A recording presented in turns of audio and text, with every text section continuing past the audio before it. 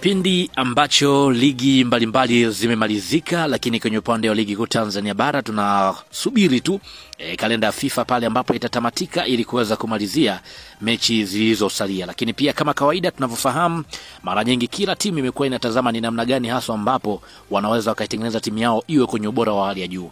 Lakini pia kama ambavyo tunafahamu, mawakala mbalimbali wamekuwa wakiwatafutia timu wachezaji wao, na hii imekuwa ni mara nyingi imekuwa inatokea, na ndio maana unaweza kuona wachezaji mbalimbali wamekuwa wakipata timu kipindi hiki. Hii yote ni kutokana na mawakala namna ambavyo wamekuwa na nguvu kubwa kuweza kuwatafutia timu ambazo wanazihitaji. Sasa kuna taarifa kumhusu Henock Inonga Baka kuhusiana na klabu ya Simba. Ipo vipi taarifa hii? Nitakwenda kukutaarifu hapa, lakini pia kumbuka hii hapa ni Swahili Media. Kama bado hujaweza kusubscribe, basi nikuombe subscribe ili tuwe pamoja siku zote. Mimi naitwa Chicharito, karibu tuweze kuangalia taarifa hii kiundani zaidi. Sakata la beki wa zamani wa klabu ya Simba Henock Inonga Baka limechukua sura mpya baada ya wakala wake kuwasiliana moja kwa moja na kocha mkuu wa klabu ya Simba Fadlu Davids, akimueleza dhamira ya dhati ya mchezaji huyo kurejea ndani ya Simba. Hii inakuja wakati ambapo klabu hiyo inaelekea ukingoni kwenye kumaliza msimu mpya, huku uongozi wake ukionekana kuwa na mgawanyiko kuhusu usajili huo. Kwa mujibu wa taarifa kutoka kwa watu wa karibu na benchi la ufundi kwa upande wa klabu ya Simba, wakala wa Inonga alifanya mawasiliano ya moja kwa moja na kocha Fadlu Davids hivi karibuni, ambapo alieleza kuwa Inonga yupo tayari kurejea klabuni hapo na amejipanga kutoa mchango mkubwa endapo atapewa nafasi. Inonga ambaye aliondoka Simba kwa mazingira ya sintofahamu, anadaiwa kutamani kurekebisha uhusiano wake na klabu hiyo na kuanza upya chini ya uongozi wa sasa wa benchi la ufundi. Kocha Fadlu Davids ambaye amekuwa akifuatilia kwa ukaribu maendeleo ya Inonga tangu aondoke, ameripotiwa kwamba kuridhishwa na kiwango cha mchezaji huyo na kuamini kuwa anaweza kuwa na msaada mkubwa katika safu ya ulinzi wa klabu ya Simba kwa msimu ujao.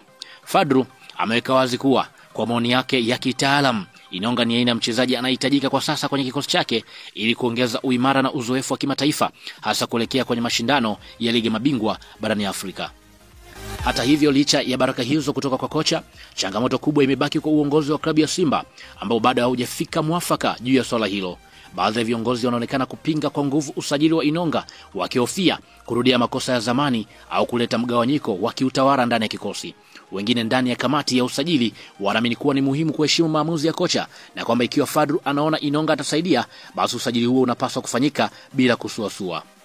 Tunaelekea kwenye msimu mgumu na ni lazima tukubali kocha ndiye anayejua mahitaji ya kikosi chake. Kama anaamini Inonga ana mchango, basi heshima hiyo apewe, alieleza mmoja wa wajumbe wa ndani ya Simba aliyoomba kutotaja jina.